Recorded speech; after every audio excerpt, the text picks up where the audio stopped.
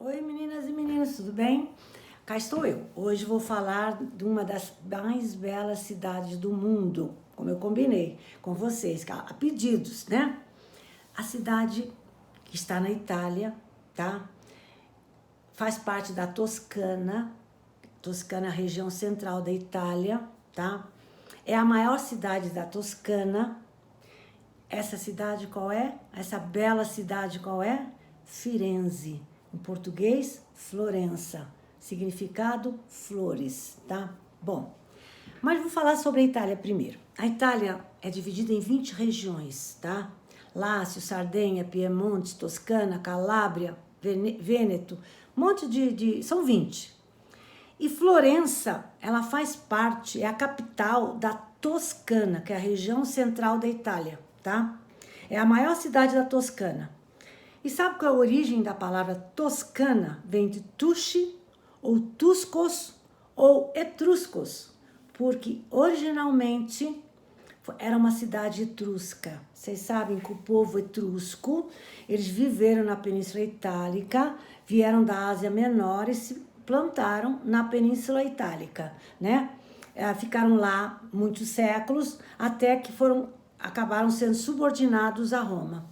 Lá em Florença tem um museu arqueológico, que chama-se Museu Arqueológico de Florença, onde tem muitas coleções de artes dos etruscos, tá? Esse povo que deu origem aos romanos, tá bom? Bom, mas como é que é a Itália? A Itália existiu sempre? Não. A Itália até 1861, século XIX, não existia como um estado, uma nação, tá? Era dividido em uma série de reinos sob domínio de potências estrangeiras, tá?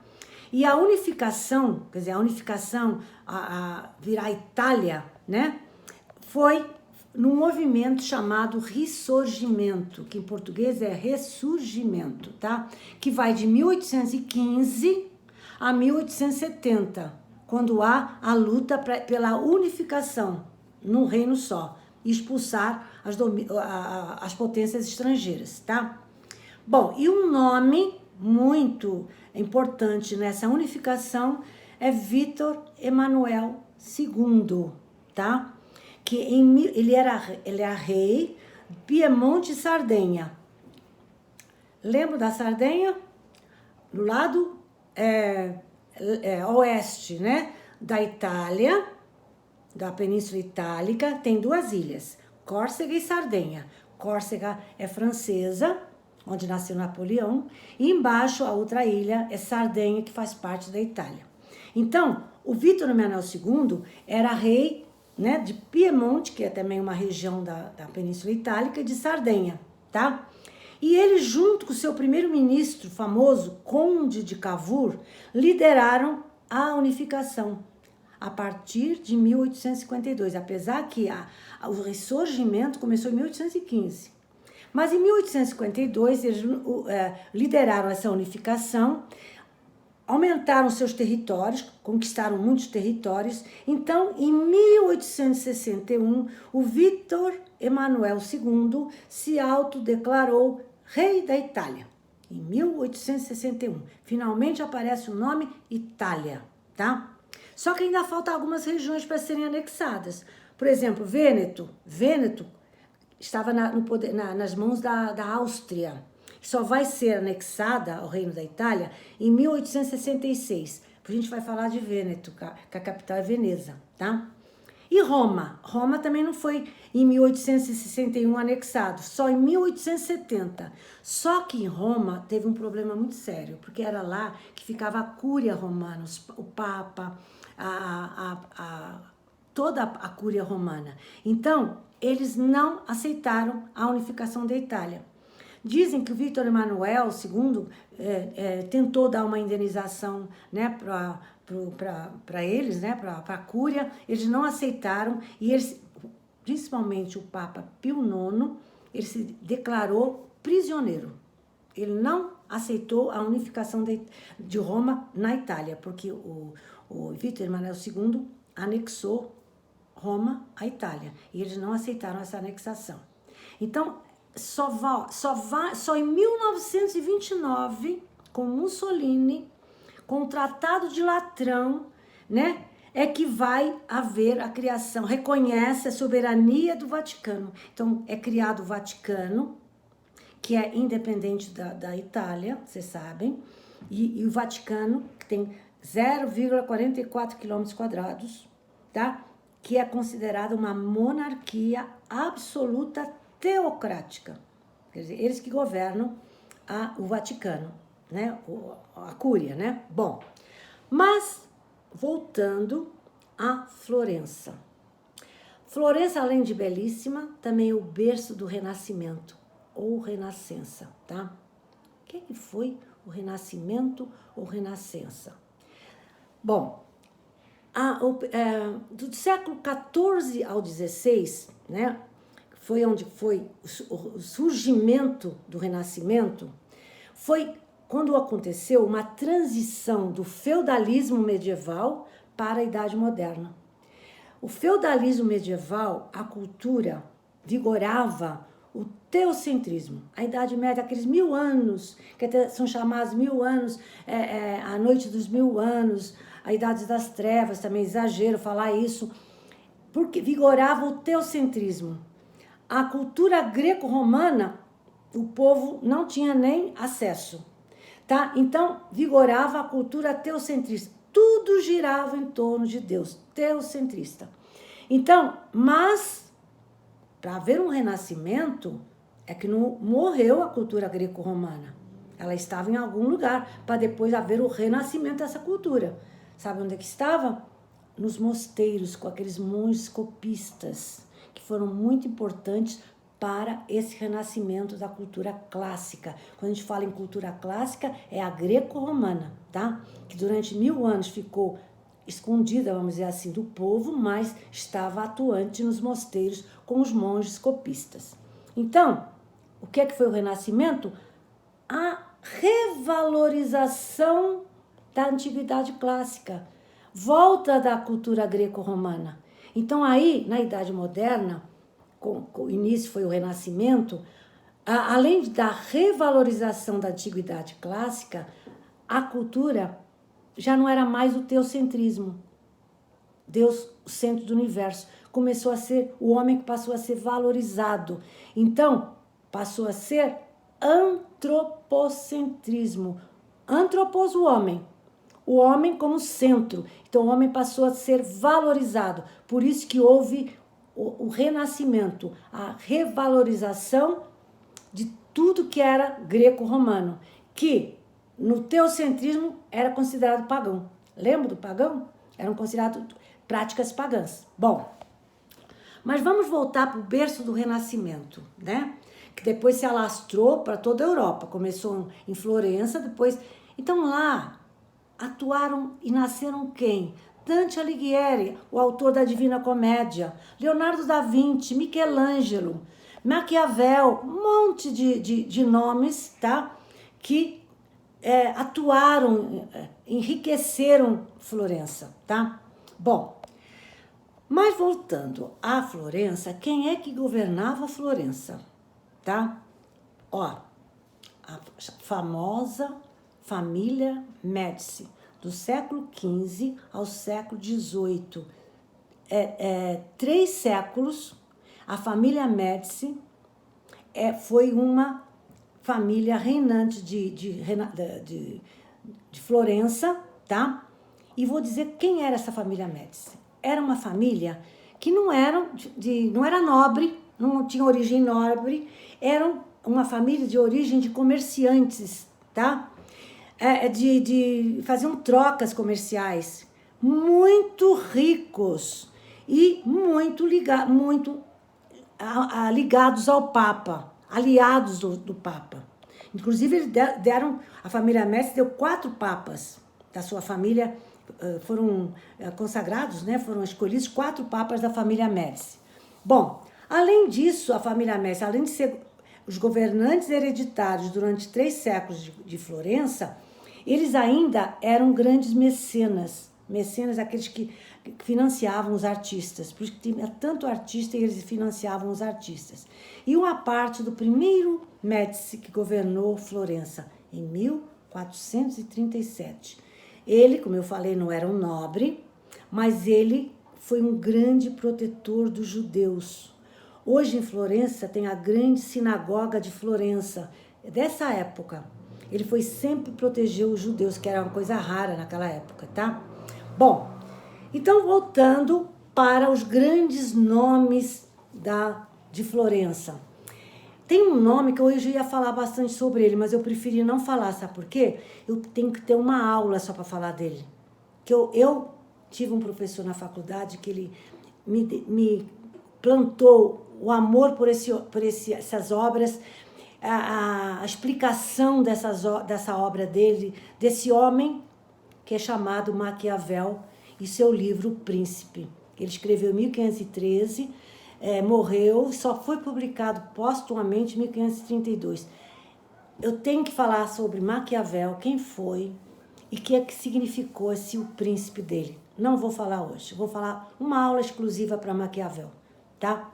Bom, vamos voltar para Florença. Gente, quem foi lá sabe do que eu vou falar. Eu vou falar em três coisas, 3 pontos que são imperdíveis para visitar Florença, tá?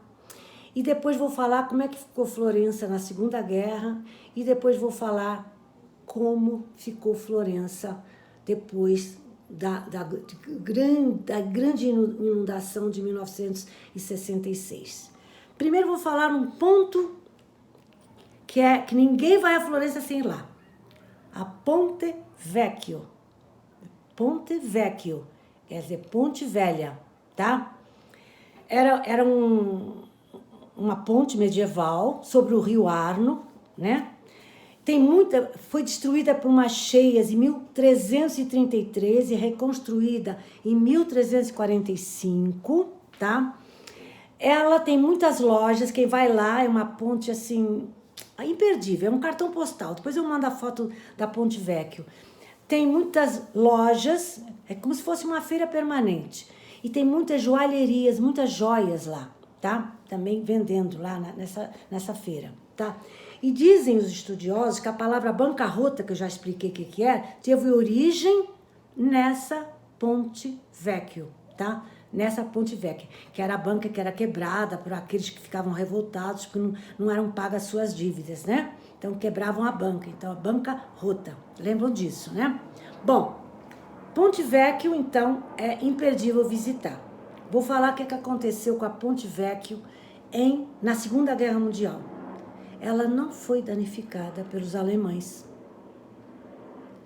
Não foi. Então é um mistério, porque todas as outras pontes de Florença foram destruídas. Então há um monte de lendas. Uma diz assim, o Hitler em 1938, esteve lá e ficou apaixonada pela Ponte Vecchio e avisou, destrói todas as pontes menos a Ponte Vecchio. Isso é uma história, pode ser uma lenda.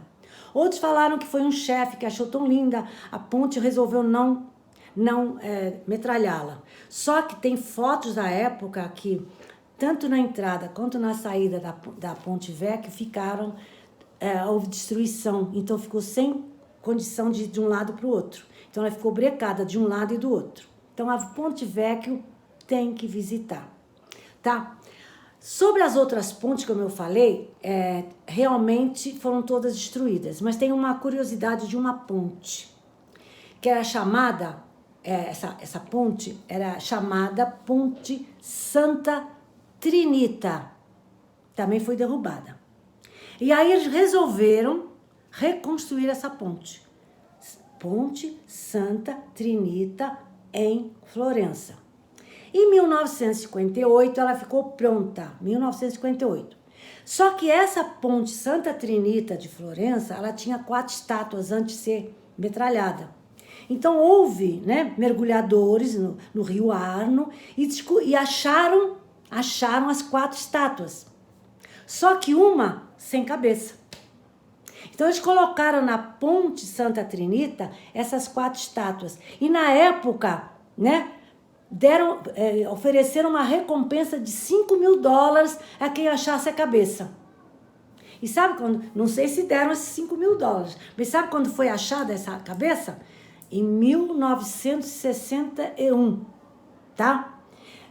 Em 1961, então, essa ponte, essa estátua recebeu a cabeça que estava sumida, tá bom? Bom, vamos falar agora, saindo da ponte, eu vou falar um pouco ainda da Ponte Vecchio, para terminar. Ao longo da ponte, tem muitos cadeados. Isso é uma tradição. Uma tradição antiga dos amantes. Lá na Europa tem muito isso. Muitas pontes têm cadeados. Em vários lugares da Europa. E qual a ideia de ir lá botar um cadeado? É uma crença que existe que se aquele apaixonado for lá nessa... Estou falando da Ponte Vecchio, mas tem outras pontes que também tem cadeados que eu vi em vários lugares da Europa.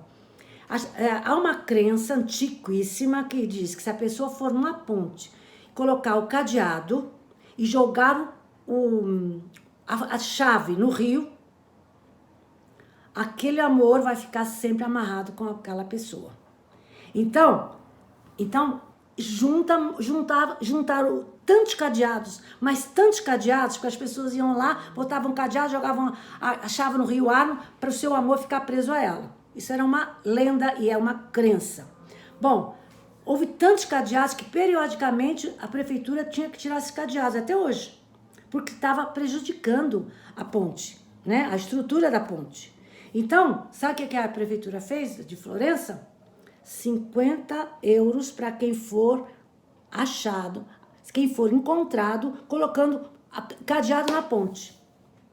Não sei se estão pagando esses 50 euros, mas há uma multa para quem colocar cadeado na Ponte Vecchio, tá?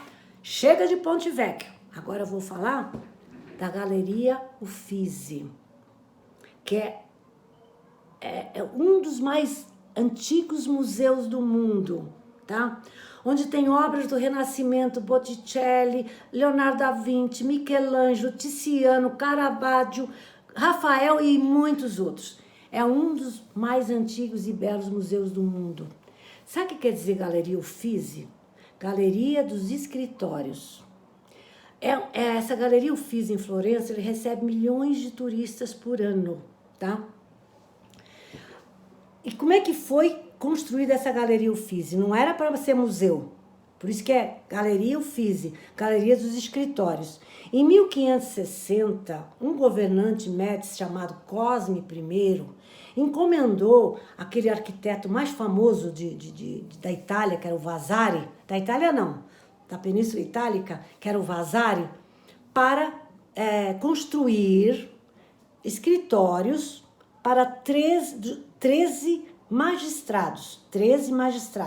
Assim, o rei Cosme Médici poderia controlar mais os magistrados, porque estariam todos reunidos num lugar, né? Num prédio. E esse prédio, então, vai dar lugar a esse museu, que ficou com o nome Galeria Uffizi, quer dizer, Galeria dos Escritórios. Então, é imperdível também ir à Galeria Uffizi ver esse museu magistral. Outro lugar que não pode deixar de ir, Piazza della Signoria, a Praça da Senhoria. Essa aí eu sempre me emociono quando vou lá, porque ali naquela praça houve muita gente que foi queimada na fogueira, tá?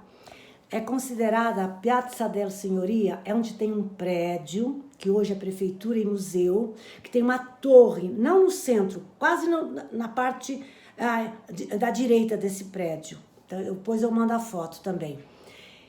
Esse prédio foi chamado Palazzo Vecchio, né? Atualmente é sede da prefeitura e dentro tem um museu, tá? Nessa praça, então, foi feito esse prédio, que seria, né, o Palácio Vecchio, tá?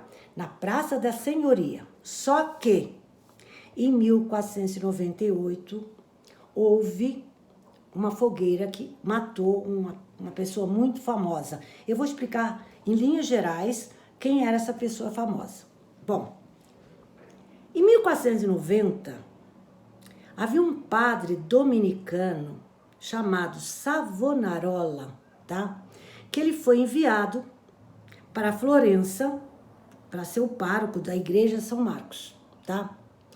E ele tinha uns sermões assim tão virulentos, tão fortes, que ele teve o maior sucesso nos seus sermões. Todo mundo ia, as igrejas enchiam para ouvir falar. Por quê?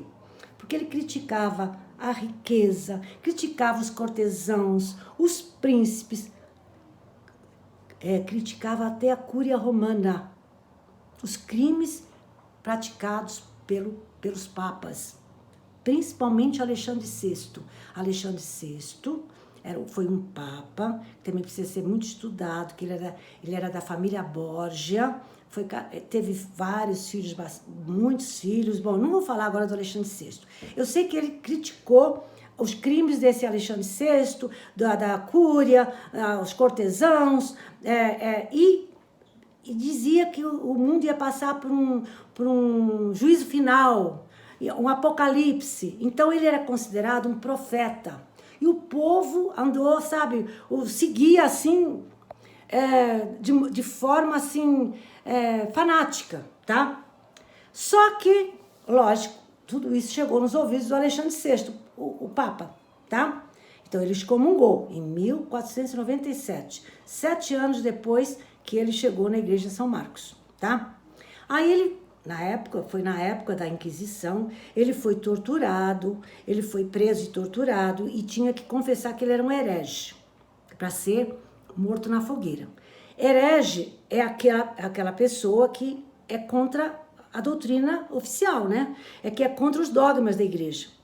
Então, ele teve a sentença de ser queimado vivo na Praça da Senhoria, Piazza della Senhoria, na frente desse prédio que eu falei para vocês, tá? Só que tinha uma lei que quando era padre não podia ser queimado na fogueira vivo, só morto. Então ele e mais 2 padres foram enforcados e depois colocados na fogueira, nessa praça Piazza della Senhoria, tá? Agora, essa figura... Tem muita coisa sobre Savonarola, mas eu falei assim por alto. Essa figura é muito controversa. Quando ele morreu, o Lutero, aquele que fez a cisão da igreja católica em protestante, ele idolatrou Savonarola dizendo que ele foi um mártir. O povo de Florença santificou, ele era um santo. Só que com o tempo, quando veio o iluminismo, aqueles filósofos iluministas disseram que ele era um impostor, um louco, um fanático.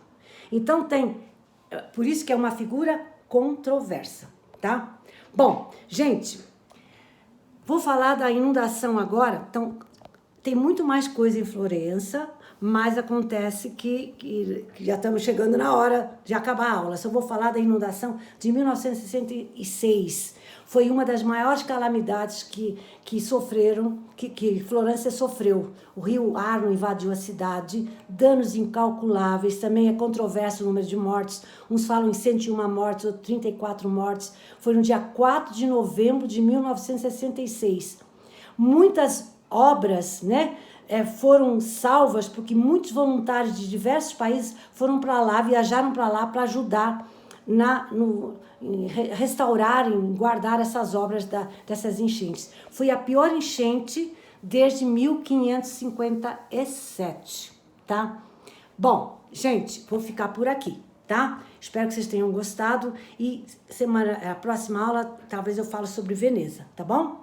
E Maquiavel também é um que eu preciso falar com vocês, que é muito, muito importante. Beijo!